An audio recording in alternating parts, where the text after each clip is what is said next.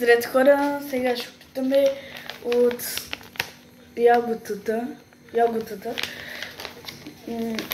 Много са известни, гледам в YouTube, че ги дават. Нещо много.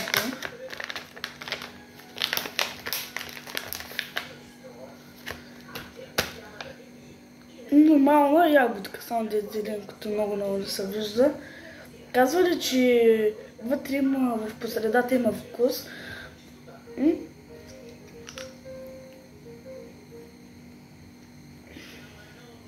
Да, има ето. Малко. Да, има вътре пълнеш. Да, вкусни са.